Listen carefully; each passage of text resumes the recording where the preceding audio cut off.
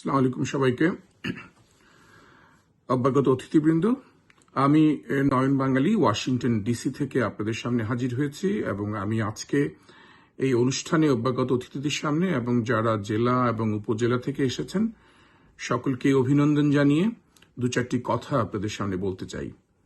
প্রথমে যে বিষয়টি খুব বলা প্রয়োজন যে আমরা এই প্রশিক্ষণের কার্যক্রমগুলো কেন হাতে নিয়েছি। আপনারা জানেন যে বাংলাদেশে শুধু না, সারা পৃথিবীতেই প্রশিক্ষিত রাজনৈতিক কর্মী তৈরি করার একটি বড় ধরনের মিশন ভিশন নিয়ে কাজ করে যাচ্ছে বিভিন্ন রাজনৈতিক দল সারা পৃথিবীতেই। এবং যেহেতু আমরা পৃথিবীর বাইরের অংশ না, সেখানে আমাদের রাজনৈতিক দলগুলোর অত্যন্ত গুরুত্বপূর্ণ জায়গায় হচ্ছে প্রশিক্ষণ কার্যক্রম। যদিও বৃহৎ রাজনৈতিক দলগুলো বিভিন্ন কারণে সময় পায় না বলে তারা এই প্রশিক্ষণ কার্যক্রমগুলোকে খুব বড়ভাবে বৃহৎ আকারে করার প্রচেষ্টা থাকলেও অনেকাংশে সেগুলো সফল হয় না। তা আমরা জানি যে প্রশিক্ষিত কর্মীরাই হচ্ছে একটি রাজনৈতিক দলের প্রাণ।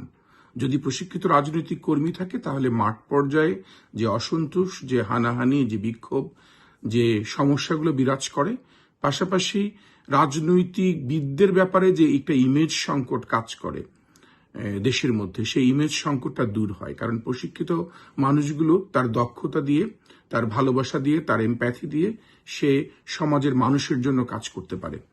এবং ব্যক্তিগত জীবনে আমরা আমাদের যে প্রশিক্ষণের যে স্কুলটি রয়েছে, সেই স্কুলটিতে যে পাঠশালাটি রয়েছে, সে পাঠশালায় আমরা একটি বিষয় বোঝানোর চেষ্টা করি যে সেটি হচ্ছে রাজনীতির তৃপ্তি। কারণ রাজনীতিবিদরা অনেক সময় তাদের তৃপ্তিটা হারিয়ে ফেলে, তাদের মধ্যে অসন্তোষ কাজ করে, তাদের মধ্যে হতাশা কাজ করে। এই হতাশাটা যাতে দূর হয় সেটাও কিন্তু একটা প্রশিক্ষণের বড় অংশ।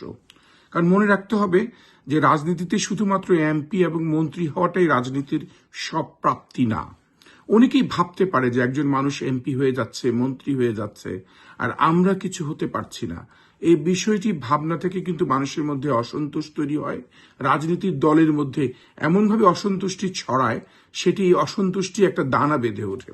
কিন্তু আমরা যদি খুব আগে থেকে এই অসন্তুষ্টি দূর করতে পারি, আমরা বিশ্বাস করি হ্যাঁ, ক্ষমতার মধ্যে থেকে অনেক কিছু কাজ করা সম্ভব, কিন্তু অ্যাট দ্য সেম টাইম মানুষের দোরগোড়ায় পৌঁছানোর জন্য, প্রান্তিক মানুষের জন্য কাজ করার জন্য, সমাজের মানুষের জন্য কাজ করার জন্য রাজনীতিবিদ হওয়ার যে একটা অ্যাটিটিউড, যে দৃষ্টান্ত স্থাপন করার যে ভাবনা, সেই ভাবনাটি আমাদের তৈরি হতে হবে। আমি মাঝে মাঝে নিজের কথাও ধরেন ভাবি। আমি যদি একটা এক্সাম্পল হিসেবে দেই, যেমন ধরেন আমি অনেক আগের কথা বলছি, 30 বছর আগের কথাই বলছি। এক সময় ছাত্রদল করার